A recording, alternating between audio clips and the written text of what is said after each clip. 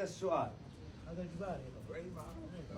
وأقول دام النسب يوهب ما هو مكتسب، ليه نتفاخر وندخل في صراع وجدال؟ الأصل لو يكتسب ويصير حسب الطلب، كل يدور على اللي باخر الاسم ولو النسب فاد ما تبت يد أبو لهب. تمييز الأنساب بالآخر ما هو رأس مال، بس الحسب يكتسب لكن يبي له تعب.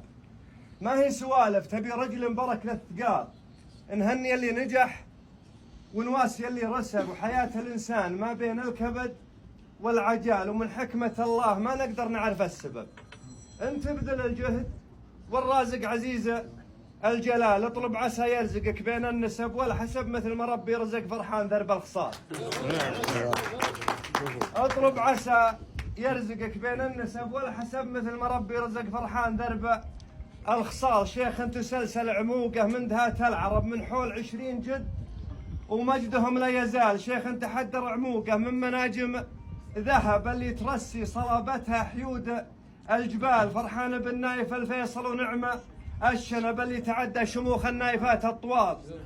فرحان بن نايف الفيصل مقر الادب. شيخ انت تشوف احترامه في عيون الرجال. فرحان ولا تعجب لو تشوفه العجب. سحابة العز تبرق من جنوب وشمال، من كف دمع اليتيم اللي على قبلها دب، ومن شال متن الضعيف اللي يمتونه اهزال، ومن فك بيده عن المعسور بعض الكرب، ومن شال حمل ما شالنه ظهور الجبال. ابشر بقدح محمد من شرار ولهب، جربان بيت المعزه من قديم الليال.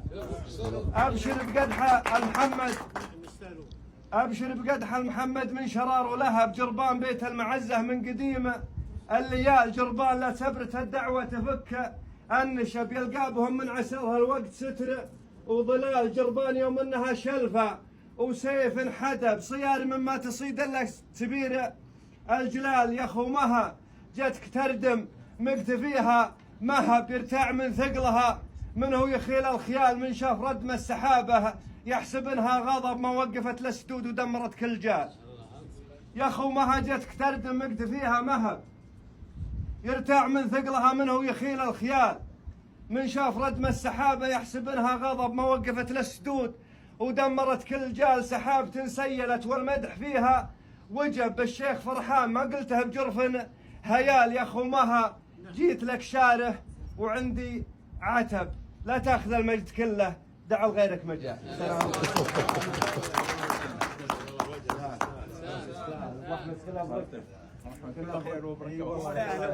هذا ولا اكسرهم بالحاضرين.